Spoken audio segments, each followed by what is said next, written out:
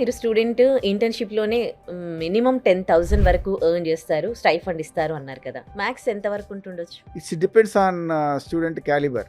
హ్మ్. ఇంటర్వ్యూలో అతను ట్రైనింగ్ చేసేదాన్ని బట్టి అది పెరుగుతూ వెళ్తూ ఉంటుంది. అది 50,000 అవ్వచ్చు, 60,000 అవ్వచ్చు, 70,000 అవ్వచ్చు. హ్మ్. స్టైఫండ్ నాకు ఎంతవరకైనా వెళ్ళచ్చు. అది దేర్ ఈజ్ నో లిమిట్ అండి.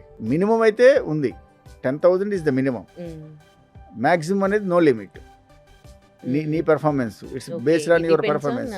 Student student performance. యొక్క పెర్ఫార్మెన్స్ అంతే. ఓకే. అది ఎంతకైనా వెళ్ళొచ్చు. ఇంటర్న్‌షిప్‌లోనే ఉన్నప్పుడు బయట మంచి జాబ్‌లొచ్చాయనుకోండి. ఇక్కడ ఇంటర్న్‌షిప్ చేస్తున్నాడు. హ్మ్. అతను బయట కూడా ట్రై చేసుకున్నాడు.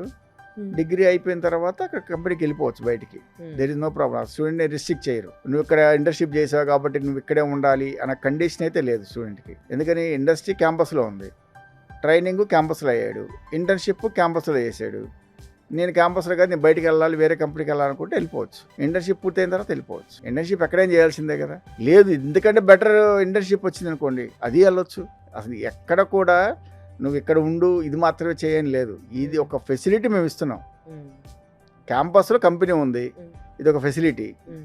నువ్వు ఇందులో చేయాలనుకుంటే ఇందులో ఉండొచ్చు. లేదు నేను బయటికి వెళ్ళి ఇంకా పెద్ద కంపెనీకి వెళ్ళాలంటే బయటికి వెళ్ళొచ్చు. ఇది ఒక కొత్త మైల్ స్టోన్ అండి. కేఎల్ యూనివర్సిటీ 45 ఏళ్ల ఈ చరిత్రలో ఇదొక మంచి టర్నింగ్ పాయింట్ కేఎల్కి. ఇలాంటి కూడా చెయ్యొచ్చు అనేది ఒక మంచి స్టెప్ తీసుకునే వాళ్ళు అవుతారు. ఎందుకంటే స్టూడెంట్ని జాయిన్ అయిన తర్వాత అన్నీ ఇచ్చి పంపించడం అనేది కేఎల్లోనే కుదురుతుంది.